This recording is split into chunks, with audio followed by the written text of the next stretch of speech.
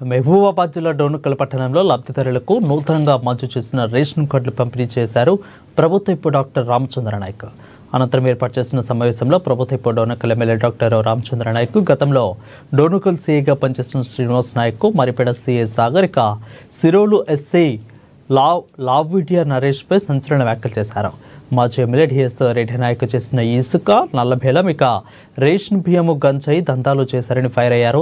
ప్రజాస్వామ్యాన్ని కూని చేసి ఈ ఇద్దరు సీఐలు, ఒక ఎస్ఐ, మాజీ ఎమ్మెల్యే డిఎస్ రెడ్డి నాయక్ నల్లబెల్లాన్ని ఇసుక అటు ఇచ్చి బెల్లం సరఫరా చేసే వరకు కాపలా ఉన్నారని అన్నారు. సంచలన వ్యాఖ్యలు చేశారు.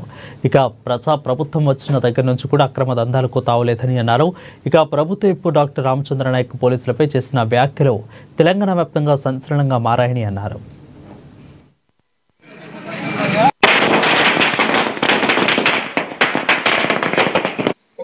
నిజాం పరిపాలన తలపించే విధంగా రాష్ట్రంలో పోలీసు జూలం చూపించింది.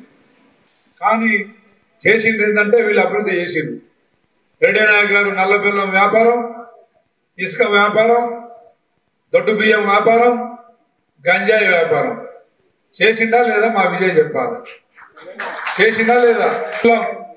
పోలీసులు ఎస్కార్ట్లు, ఆ నరేష్ జాదవ్ అనే ఒక వ్యక్తి ఎస్ఐ ఉండే, శ్రీనివాస్ నాయక్ అని సిఐ ఉండే, సాగర్ అనే సిఐ ఉండే, పోలీసులు ఎస్కార్ట్ రాత్రి మొత్తం డ్యూటీలు బెల్లం లోడ్లు తీసుకుపోయి ఉగ్గంపల్లి ఆయన తోటలో దింపాలి. ఆయన తోటలో దిగినాక అక్కడి నుంచి ఆటోలు ఎక్కించి మళ్ళీ గ్రామాల్లో పోవాలి. ఉగ్గంపల్లి, ముంగిమడుగు, జయపురం మొత్తం ఇసుక వాగులన్నీ రెడ్డి నాయక్ బినామీ డాక్టర్లే.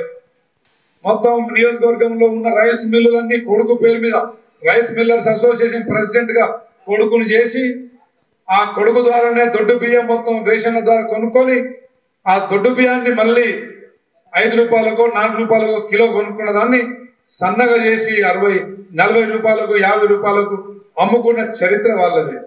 ఒక నిజాం పరిపాలన